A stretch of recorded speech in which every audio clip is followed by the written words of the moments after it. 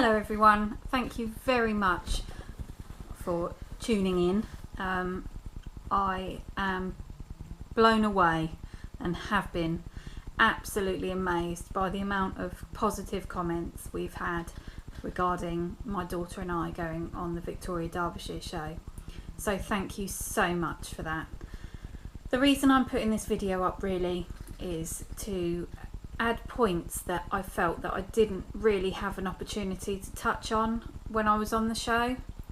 Now, the local government ombudsman are proposing that people come into the home. Now, obviously, listening to what the gentleman said, it leads me to more questions. So he's basically saying, because my children or my son had trauma, that now means that a 2-minute conversation on the doorstep would establish it, whether he was well fed, looked after, and well educated. Well, I would argue that's ridiculous. It just seems to me that it's another ticking of the box exercise.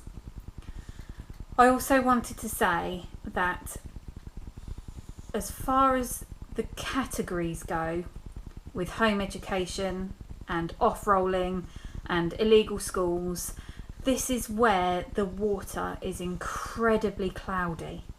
This is where the confusion is coming in. Now I'm going to put another video on what I think and what home education is, because I think there is a lot of confusion with home education, because what I'm trying to say and what I said on the show is I'm not a teacher. I don't claim to be a teacher, and I'm not trying to imitate a school. I am home educating my child. So as far as the categories go, these are the ones that I'm aware of. If there's any more that you think that I've missed, please comment below. So there's home educated children, which that's my youngest son, who are home educated through the parents' own choice. There's children like my son Lewis, who have been forced into home education because there is no other education for them. There's off-rolling children, which is where a head teacher has basically forced the parents into home educating. There's children that have various different, I call them special educational needs, whether it's diagnosed, undiagnosed, whether it's anxiety. They're an educational need that are not being taken into account. Therefore, they are in the state of school refusal, meaning that they refuse point blank to go to school. Now, there is a lot of stigma around that, saying that there's no such thing as school refusal. Now, Lewis was in school refusal, and I physically had to carry Lewis into school, and that was incredibly difficult. Imagine having to pick up your 9, 10, 11-year-old child and physically bear hugging them to carry them into school, kicking and screaming. You have no idea what that does to a parent psychologically. You are forcing your child into an environment that they cannot deal with.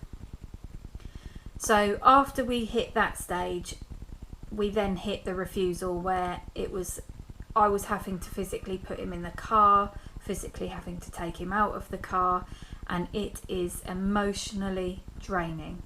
You cannot sustain that. You cannot continue that cycle, and you have to draw the line somewhere.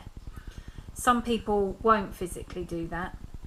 Some people will say, look, at the end of the day, if I could go back, I wouldn't do it again. I wouldn't physically put my son into an environment that was causing him so much emotional stress. It then led to self-harm. So that school refusal, it's not a child saying, oh, I just want to stay home and play the Xbox.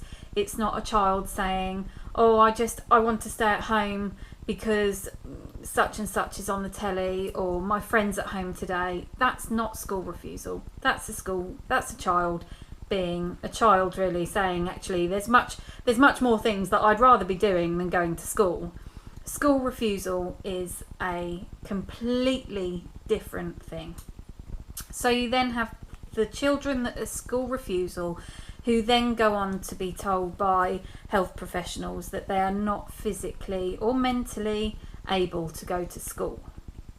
Now, this is where the second argument comes from, and that is that these children are not receiving an education, period. I have been supporting a parent whose child hasn't been to school for nearly 3 years. She has not decided to electively home educate her son. She has been fighting for 3 years to attempt to get her son an education he deserves and actually is legally entitled to. But that sadly has not come about, and she is taking it through the legal system at the moment. Again, it drags, and this has been mounting since January, and the tribunal will keep pushing it back.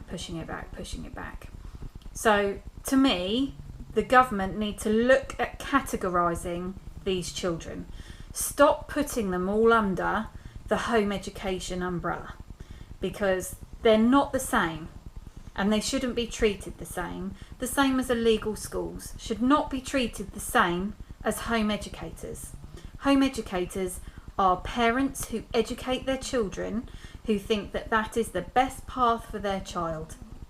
We should not be put in the same bracket as an illegal school.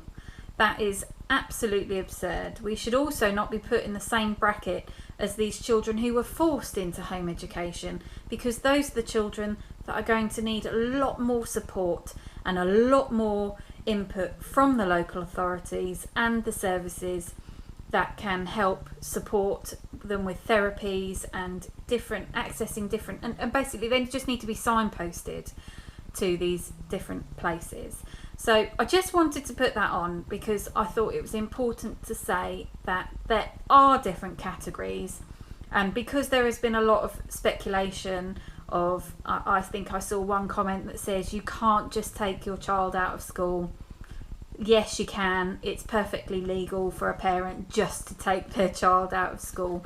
But what I'm going to do is I'm going to put that in the next video, and I'm hoping that that is going to be helpful for all the parents that are finishing a term, feeling absolutely exhausted after being at school with their children, and are looking at home educating, and really educate people, because there is a huge opinion that home education is us sitting at a table with a book. Well, that's not the case, and I just wanted to put some bits together really to show you what we have done, what we do, what we're going to be doing, so that will just give you some ideas on what our education looks like. And that's something else that I'm going to touch on, is the fact that each of my children, obviously not Kerry Lee from September, but each of my children have and do have and have been getting completely individual educations that are catered for each child.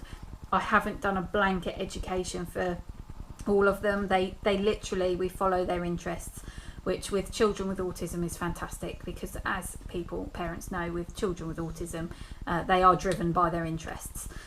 So it's very easy to do that with a child with autism. But obviously Kerry Lee's not autistic, so we've obviously run with her interests and gone with that as well. So thank you for watching.